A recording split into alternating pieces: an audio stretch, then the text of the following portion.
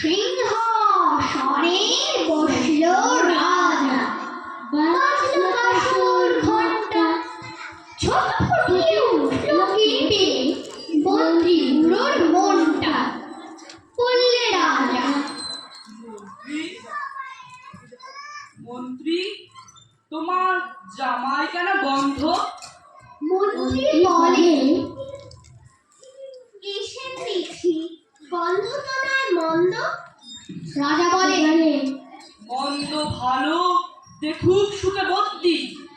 বদ্যি বলে, আমার নাকে বেজায় হলো সর্দি। রাজা বলে, বলাও তবে রামনারায়ণ পাত্র। পাত্র বলে, নসিলাম এক্ষুনি এই মাত্র। নসিয়ে বন্ধ জেনা, গন্ধ কোথায় ঢুকবে? রাজা বলে, কোটাল, তবে গিয়ে এসো, শুকবে। কোথায় বলে, পানি খেয়েছি, মশলাটা করবো, গন্ধ তাতে মুন্ডু আমার একেবারে ভরপুর। রাজা বলে, আসুক তবে শের পালোয়ান ভীম সিং। ভীম বলে, আজ করছে আমার সমস্ত গাল ছিনছি, রাত্রে আমার বুখার হলো, বলছি হুজুর ঠিক বাত। বলে শুনো রাজসভাতে চক্ষু বুঝে ইস্পাত। রাজার শালা চন্দ্রকেতু, তারই ধরে শেষটা।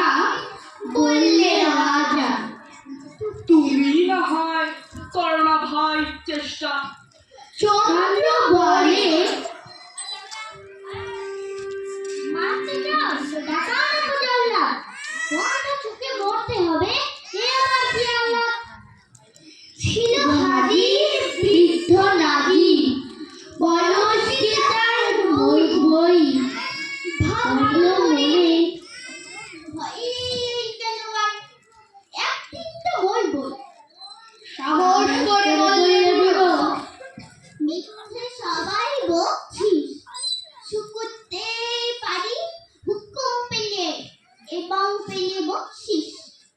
রাজা বলে, 1000 টাকায় রাম পাবে সদ্য। তাই যখন লোক সাহেবে উঠল উড়ো পদ্ম, যাওয়ার পরে বাঘ ঠেকিয়ে শুকলো কত গন্ধ। রইল অটল দেখল লোকে বিস্ময় বাঘ বন্ধন। রাজে হলো জয়কার, জয় মহারাজের জয়, জয় মহারাজের জয়, জয় মহারাজের জয়। বাজলো কাসর ঢাকা, বাপরে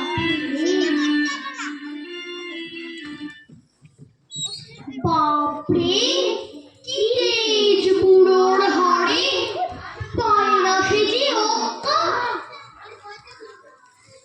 নমস্কার।